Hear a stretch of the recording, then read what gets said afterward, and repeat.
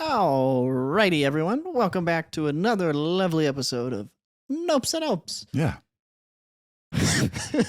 Yeah. I hope it's lovely.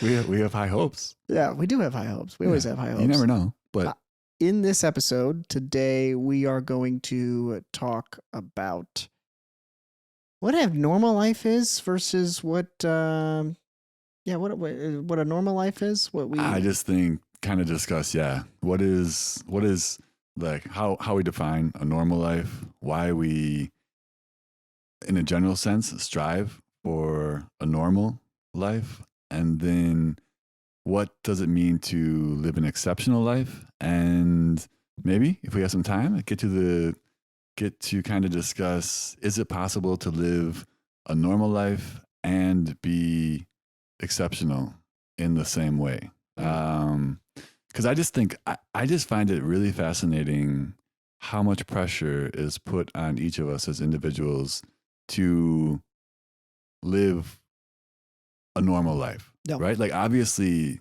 I have not lived No. a normal life, and the hardest thing for me in kind of making my way through my life has been really not the things that I've encountered as an individual, but it's more about just everyone saying, Highland, when are you going to settle down? Yeah. When are you going to get married?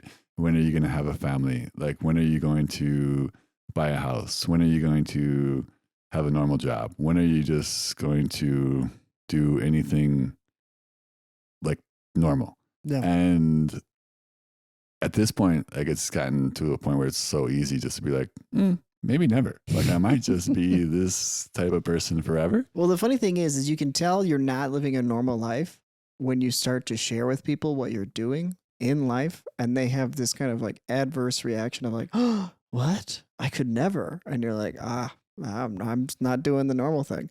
But I think it's usually a projection of most people when you, like, for instance, I've chatted a lot about with people what my plans are, my dreams, what I want to do with my life. And they're always kind of, like, oh, like, so, like, how are you going to get a 401k? Like, what are you, and I'm like, that's not really like my biggest concern. Yeah. And you can just start to tell. And this is actually something that I was talking with Ricky the other night, and we had a great conversation, and we were actually talking about this concept, and we want to kind of carry it into today about what people deem as a normal life, and just how, like, everyone's own individual life is extremely weird. So to count something as normal is very kind of abstract, I think. Yeah. Why do we even try to define normal? Right? I mean, there's no such thing. Like, you can't point to any one person and be like, aha, that person is living a normal life. Yeah. No, absolutely not.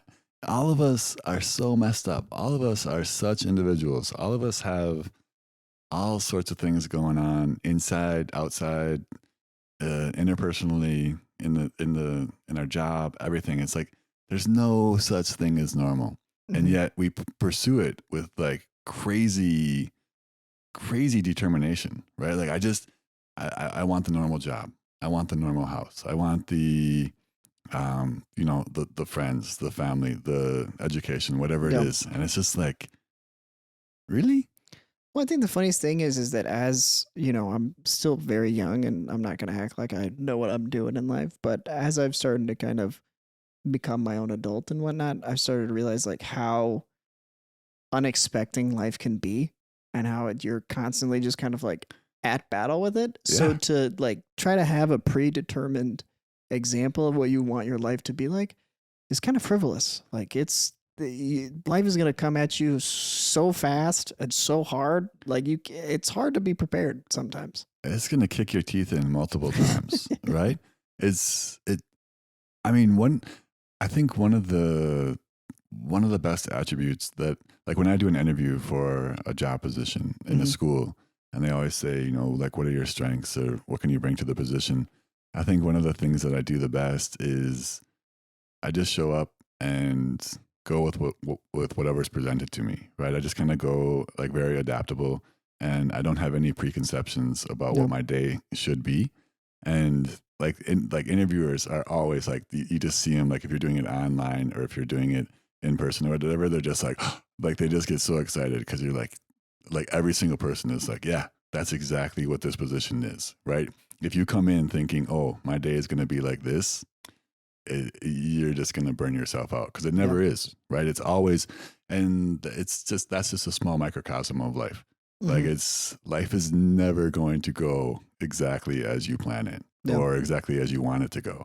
And if you have this idea like, okay, today I'm going to do this week I'm going to accomplish this, by the end of this year I'm going to be here. It's like, okay, I applaud you. I'm going to support you. But Yeah. like life rarely ever Yeah. ever works out the way we want it Well, to. and it always happens at the most unexpected time. Yeah. Like you're never like, ooh, I think a tragedy is gonna happen right around the corner. Like no, something just pops up in your Yeah. normal day life and it completely flips your world upside down. Yeah. Well, and you think, like you think you have it all figured out. You have it all dialed in. Like life's going smoothly. You're like, I got this. No. And then something happens and you're like, whoa, what the heck just happened? And everything gets turned upside down and you're back at the very beginning and you're just like, I don't have anything figured out. Well, once you start to make decisions or go through transition periods, Yeah. I feel like you are much more vulnerable to life happening to you. Like if you stay in the same routine and in the same job and the same life, and you just are like, I'm gonna keep doing this, right? It's very easy to like be able to combat against life coming at you because you have this kind of foundation of normalcy. Normalcy, is that a word? Normalcy? What am I Normalcy. trying to say? Normalcy. Yes. But like once you start to be like, oh, you know what? I am gonna end this relationship or I am gonna get out of this job, then you are in this transition period, and that's when you're vulnerable. That's when life starts to swing at you. You're like, oh man, this is I tough think to that deal I with. think the essence of transition periods is vulnerability. Yeah. Like you are exposed, right? You are going from this point to this point, and there's a lot of exposure, Yeah. right? You're going from something that was safe here, and you're trying to get over here, but in the meantime, there's like a raging rivers and Yeah. these huge chasms that you have to cross, and all sorts of deadly snakes and whatever else Yeah. trying to bring you down. And I will say, as you make more decisions like that to kind of put yourself in those transition periods, I feel like you start to feel more a sense of like calm and not panic, but more of just kind of resilience. At least that's how I felt. Someone asked me the other day, like, after I lost my job, and they were like, when did you start to panic? And I was like, honestly, I didn't panic at all. Like I didn't feel the feeling of like panic. I just was like, all right, I just gotta figure this out. And it was nice. Like I really admire like having that skill. Like it really brings me a sense of confidence. And I think that the more that you kind of introduce change and kind of step away from what I can't say that word. Normalcy? Yeah, it's just normal, Normal. and then CY at the end. Normalcy. Normalcy. I keep wanting to say normal Nincy. I have to when I have difficulties, I have to visualize the word, and that helps me to pronounce Oh wow, look, it just did. My brain just made a little whiteboard and Highland was at the front of it. Yeah. But yeah. So No, I think it's strange for me. I mean, I put myself in so many messed up situations and had to go through so many different transition periods and experience like these things that we're kind of going through right now. yeah. Like it doesn't even really phase me anymore. I'm just like, whatever, it'll Yeah. work out, right? And that's just kind of my mentality always. And the cool thing about it is going through all of the things that I've gone through has allowed me to develop the skill sets and the temperament and the just kind of attitude that, hey, I have the skills, I have the abilities to overcome. It is going to work out. Like just kind of work your way, keep moving forward, do the things that you got to do, pursue what you need to pursue, and in the end, you're going to come out ahead. And that's just kind of how I look at things now. So I don't really get too upset, about anything. Like it's like if it's going well, if it's going poorly, if whatever. And it's just really nice to have that, because when I was younger, it was the end of the world. all the Mhm. time, right? Yeah. When I was in high school and things changed drastically or whatever, like a ending of a relationship or whatever, it Yeah. was like the end of the world. And it was just like hard to get out of bed, this and that. And now it's just like, whatever. Yeah. Like, oh, you don't have a job, or oh man, your bank account's at X amount. And it's just like, yep, that's what it is. Yeah. So let's do what we got to do to take care of business. Do you think it's because of your mindset that, like, not to say this in a bad way, but it's your fault? You're in the situation, so that's why you don't really panic. Yeah, absolutely. Every single situation that I've created in my life, for better or for worse, is absolutely on me. Why do you think people start? Because I feel like this is something that I had to learn, like that exact concept. And that's why, like we talked in the last episode, that's why I felt so good about going into my transition period and what's helped me.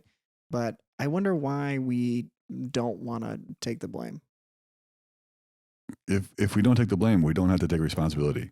Mm. If we say, my employer effed me over, or oh, my spouse is a crazy person, Mm-hmm. or like the world is against me, or I've just the government's not doing what it needs to help me out or whatever.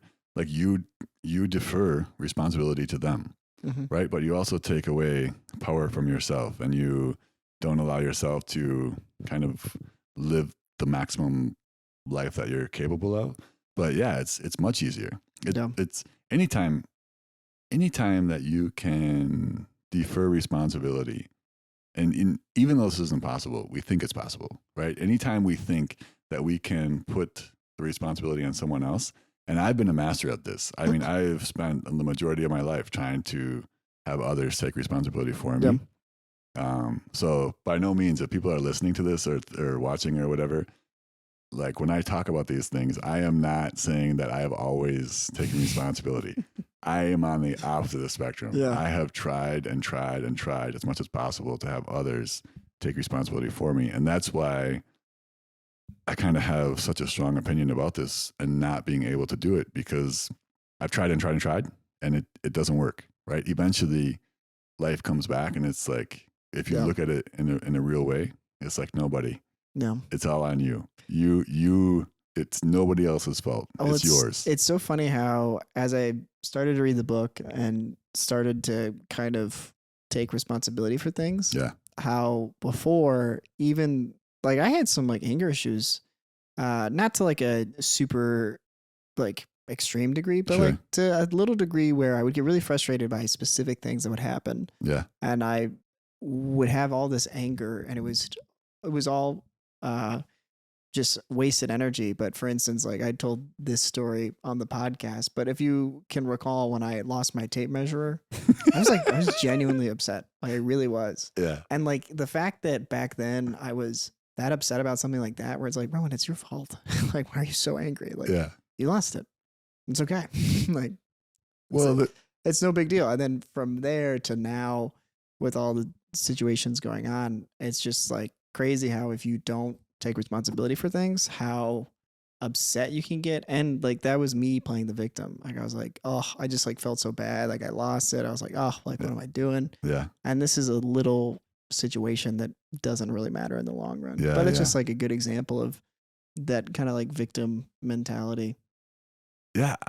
I mean, unfortunately, I mean, it's really, really easy to play the victim.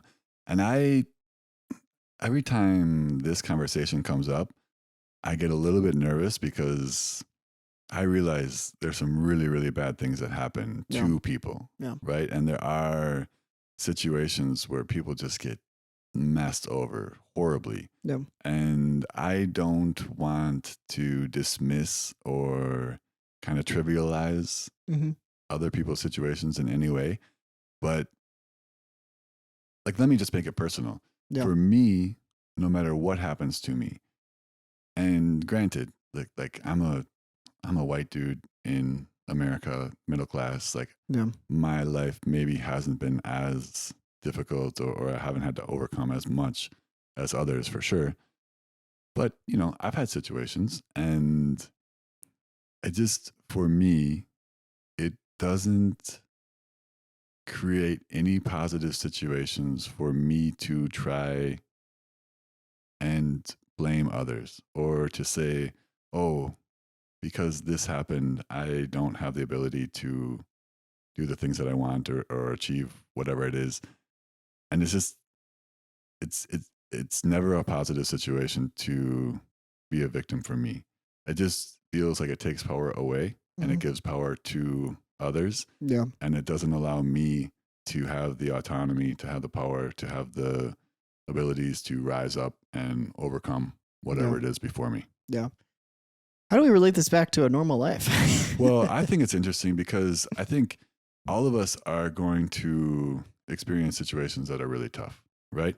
And I think all of us are going to get to a point where we either have to decide, okay, I'm going to rise up and create the life that I want, or I'm going to kind of let life dictate and just Yeah. be, whatever it is. But for me, I just think, like, why do so many people strive for normalcy, Mm. right? Why is there so much, like, like, like life is a struggle. All of us are struggling, but so many of us just want to achieve whatever is normal, whatever that is, right? Like the job, the house, whatever.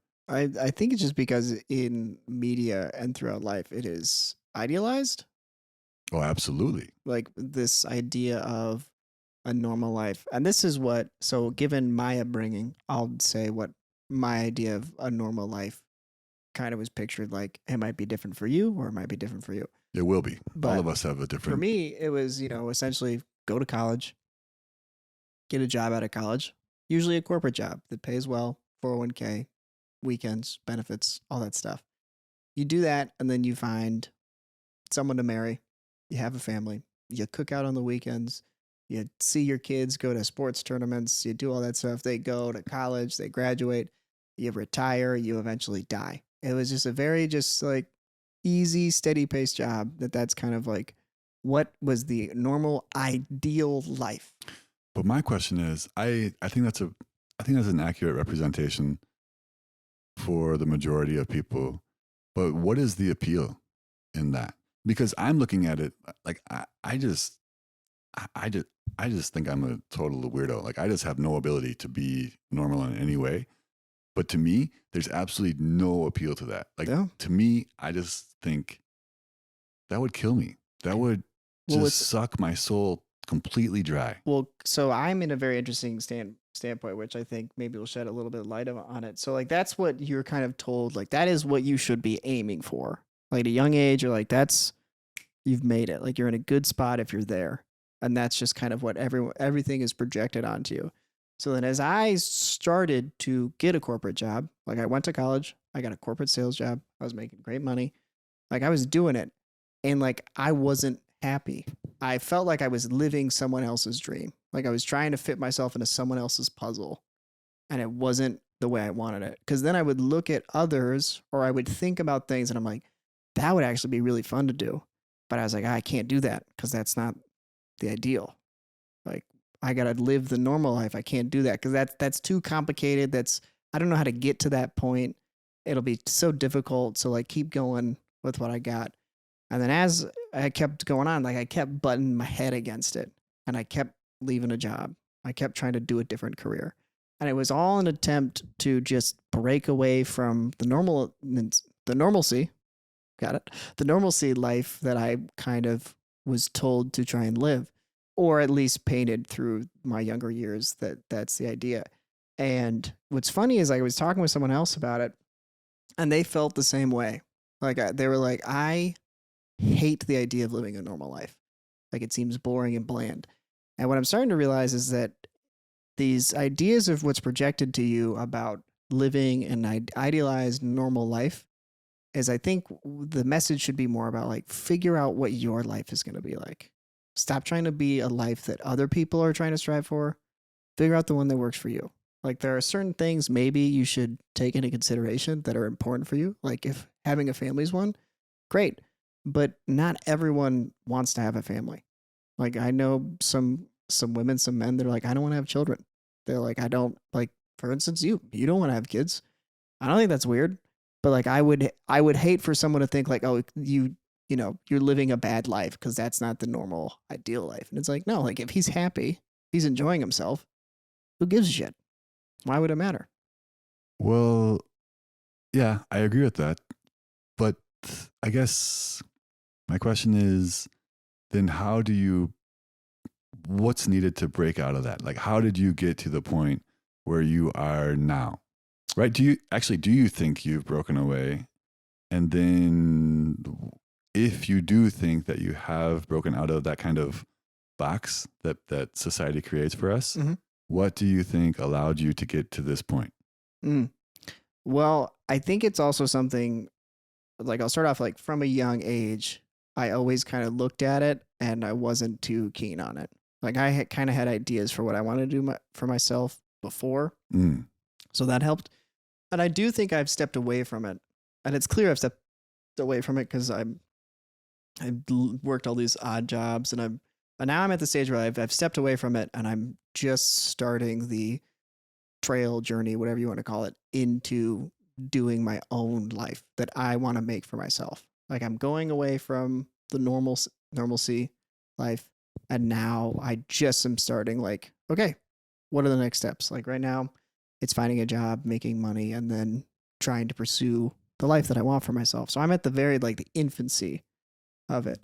And what brought me to that point was I tried the normal life, or what we deem as the normal life for the purpose of this conversation. And it was miserable. Like it was soul sucking. Like I was making good money, but like when I would go to work, like 9 to 5, I was just absolutely miserable. And it's not that I can't work. Like this idea that a lot of people think that younger generations are like, they don't want to work.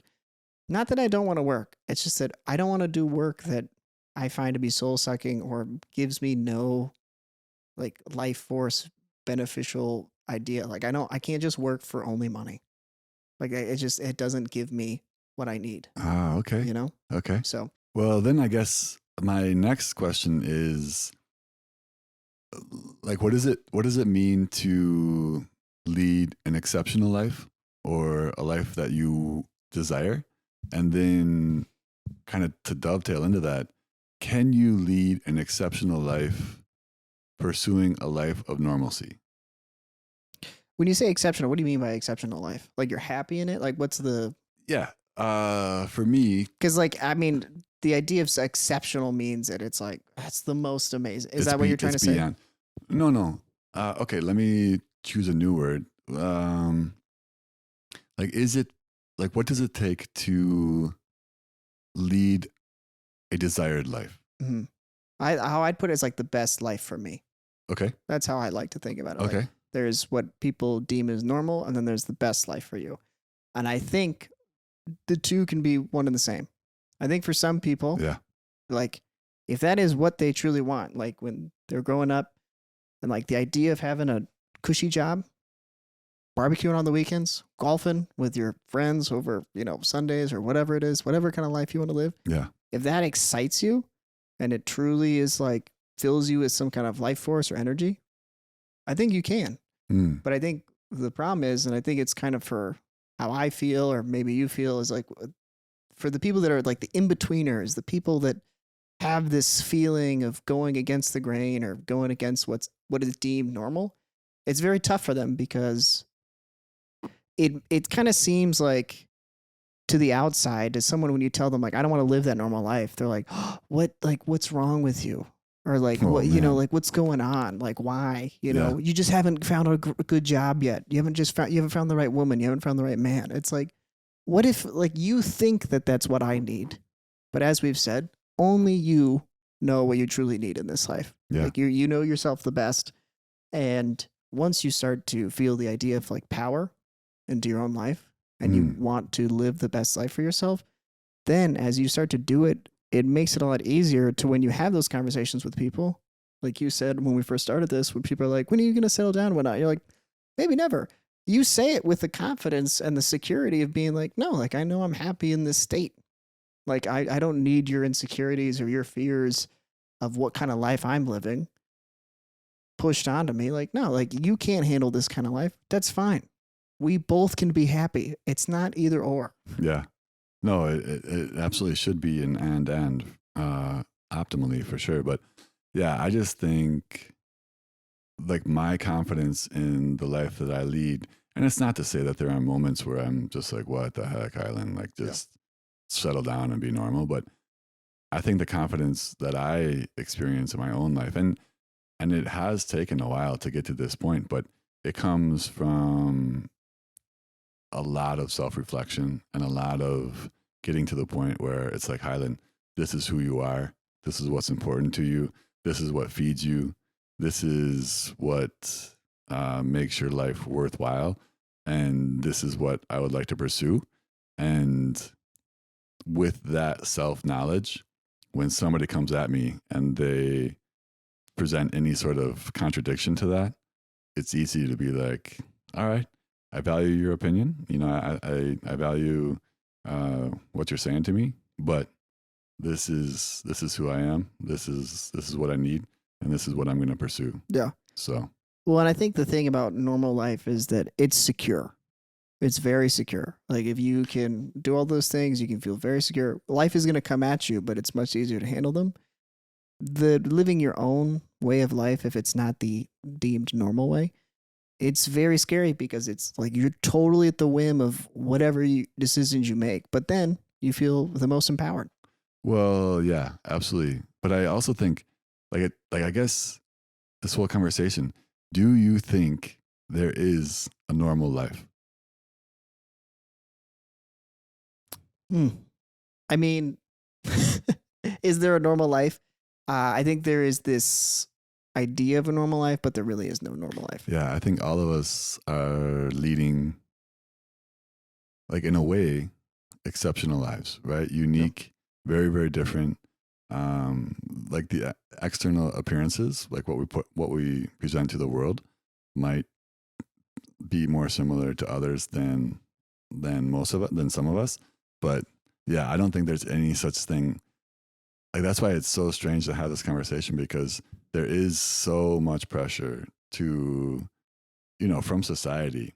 It is ever present, right? To pursue like, oh, you know, get this, whatever. Like we all have, like if you ask somebody what is a normal life, everybody will have an answer. Everybody will say, oh, Ooh, I'm gonna it's start this, asking this, people this. that question. Yeah. But if you dig a little bit deeper and you say, you know, what is an actual normal life, then I think we get all confused and we're like, I don't really know. Well, I mean, I also think that some people like they have certain goals that they will encapsulate into their life, and I think it's kind of like a dangerous thing to do, right? So like there's some people that I know, and this is not harping. I don't think it's a bad thing, but I know one friend that their kind of whole goal in life is to just be a mom. And there's nothing wrong with that. It's a valiant effort, right? Mm.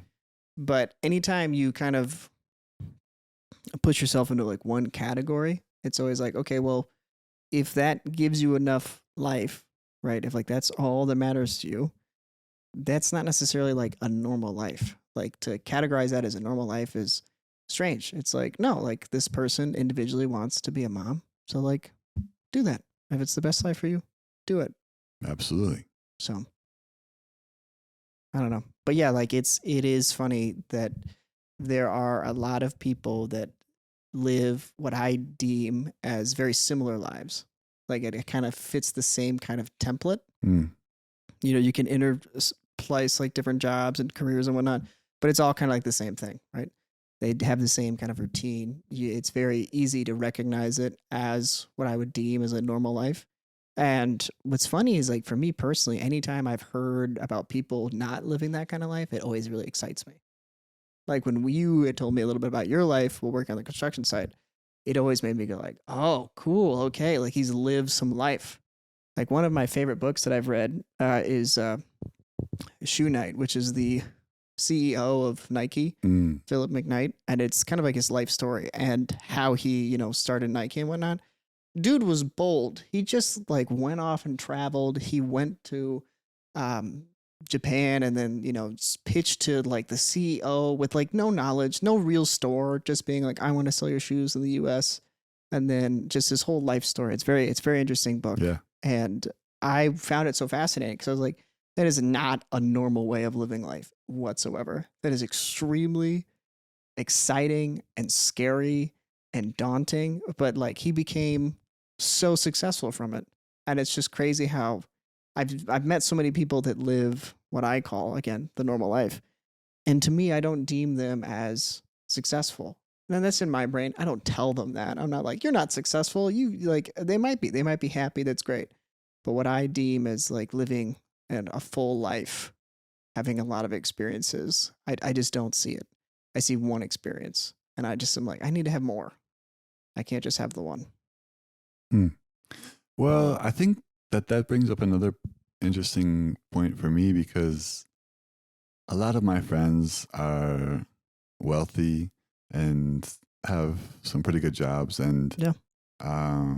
in a way, the pretty safe regular lives in a lot of ways, but they also can afford to travel to some pretty awesome destinations and have some amazing experiences. Yeah. And sometimes I just think like I'm just a little jealous. I'm like, man, what the heck? Like I have had my fair share, but like maybe if I had chosen differently, maybe if I had taken, the more chosen path, maybe I would be in a better situation, or I would be um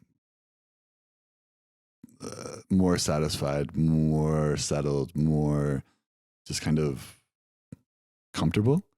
And just the idea of being comfortable sometimes, right? Like sometimes, like when I'm the most uncomfortable, when things are the most topsy turvy, I'm just looking at them and I'm saying, man, what it would be just Oh to yeah. be a little bit comfortable, Oh right? To yeah. A little have bit more plenty secure. of money, to have this, that, whatever.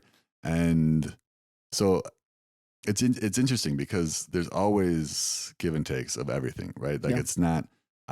I wouldn't recommend one life over the other, Right. but I think for me, like when I'm in those moments, I just kind of have to reflect upon, no, Highland, you couldn't do it. That life's not for you. Yeah. Like you need certain aspects and you need to pursue things in a certain way and you need certain things to feed you in a personal level. Yeah. And that's what makes life rewarding for you. And it's not going to be the same as others, but it is going to be rewarding to you. It is Yeah. going to allow you to lead the life that you desire. But yeah, it's a really interesting conversation because I think there's no one path. Yeah. There's no like, oh, this is the perfect life for someone. Well, the funniest thing is like when I graduated college, like I thought there was like one path. Like I thought I like think we're told from a very young age, like, this is the way to make it happen. yeah. This is the way to achieve happiness. This is the way to be successful. And it's the thing like I teetered with. Like I'm also jealous of people that just can live, just like be very happy with a. Like I've worked with a lot of salespeople that just were like, I love sales. Like I love just making money. And I was kind of jealous because I was like, I wish like that I needed more. I didn't need more. Like I wish that I could just be like, oh, I love money. I'll make a lot and then I'll just be happy. Right. Yeah. Like I was jealous of that to a certain extent. And I teetered on the line. Like I worked in a corporate sales job for 4 months. I left it. I went to another corporate company. I tried real estate, like all of these different versions of sales, these different versions of the same life. Yeah. And they all just like it never worked. Like I always started it. There's a little bit of excitement. I made a little bit of money. I was like, whoa. And then it hit me. I just was like, this is not enough. This doesn't make me feel good. It doesn't make me feel fulfilled. It honestly just stresses me. Like I don't feel good. So I guess for your generation, like I know, like I have my own answer to this, but what do you need to do, or what do you need in order to figure out the life that's best for you? Like how do you get there? Because I think a lot of people your age and maybe a little bit younger and a little bit older are asking themselves, like what, like they are asking this question, like what life do I want? What life should I pursue? I think an exploration of experiences. Like Okay. I think I lived such a very like I was trying to live the normal life. Like I was like, yep, I'm doing it. right, buddy, I gotta move you. I'm sorry.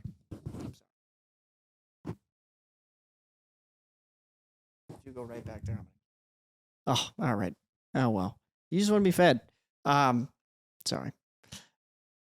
The normal life I tried to live, and in doing so, I just could feel myself like butting heads with it and with myself. Like I just was very upset with myself, and it caused that conflict.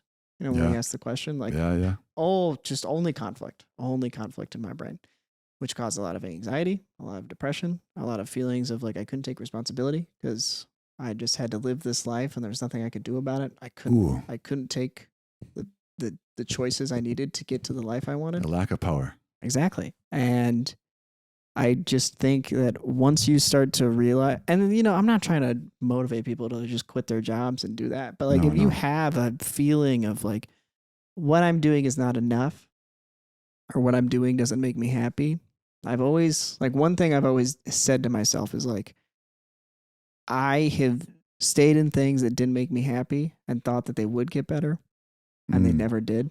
And I'm like, if I'm not happy, like, I need to do the work to make myself happy. No one else will do it for me. And that's one thing, like, try different jobs. Like, you know, I never wanted to do customer service jobs, like dealing with Karens, Kevins, whatever you want to call them. Like, I heard how terrible it is. I was like, it makes my blood boil. I worked for ever since I've been in Minnesota, I've just been working customer service jobs. Now, I don't necessarily recommend them. They're not that great, but like in the attempt or living that experience, I've learned so much about myself. Yeah. And like, it's daunting and it's not the normal way of living life. It's not the most luxurious. You don't make a lot of money, but it's like what I had to do to sustain my life. And just in having those experiences, like I learn more and more every day about what actually matters to me. It's like every time I have a new experience, the image gets a little bit more clear of what I want for my life. Because like when I leave college, I feel like it's real fuzzy, right? Like it's just like a blurred image, and you think you know what's behind it.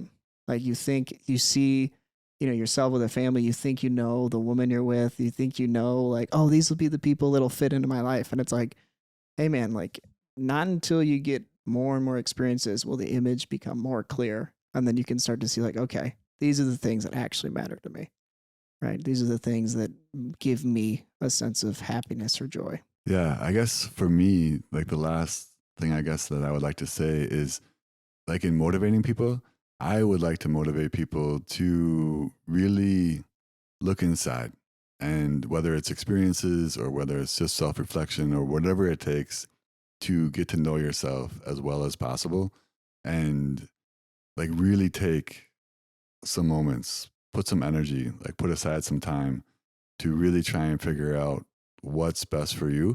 Because I mean, one of the reasons that I'm doing this podcast is because I look around the world and I just see people are not happy, right? I mean, there's a lot of discontent in this world, and it's just like, that breaks my heart, because like all I want is for myself and for all of us to like rise up together, right? And I see a lot of people sinking real quick. Yeah. And like spend some time. Like if you are sinking, if you are not feeling that you're on the right path, or if you feel like something is off or not in alignment, like spend some time. Like think about what you need. Think about what you want. Think about who you are. And if corporate America is not for you, if you don't want to get married, if you want to travel around the world, if you want to become an actor, like go for it. Yeah. Like figure out what you need and pursue that with a vengeance, man. Yeah. So yeah, I really like, I think this is a really interesting conversation, but for me, it just boils down to like, we are all individuals. We all have unique needs. We all have unique desires. We all have a unique path. There is not one path by any means. Yeah. And make sure you choose the right path for you. Yeah. So. And no one can help you figure that out. We can't help you figure it out. People can help you, but in the end, you got to make the final decision. Yeah. Right? It's going to be totally on you. And if you choose incorrectly, that by no means does not mean that you cannot get off that path and choose another. Yeah. Right? If you I think a lot of us feel stuck these days. Like we feel like Feel stagnant.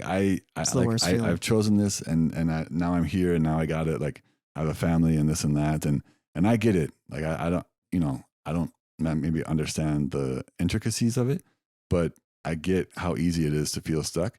But that by no means does not mean that you cannot take steps to get on a different path that might be more suited to you personally. I mean, no matter how scary it is, I think you can always start over. Yeah. Like, a lot of people think like once you get going, there's nothing you can do. But yeah, like it's okay if it doesn't work out in whatever facet you do, right? Whether it be a relationship, a career, like it's all right if it doesn't work out. Start anew, right? Well, with that being said, we appreciate you guys listening and watching. If you want to catch us on the email, it's nopeopepod@gmail.com. We're on Facebook, YouTube, and Spotify, all Nopes and Opes. And yeah, we'll see you guys in the next one.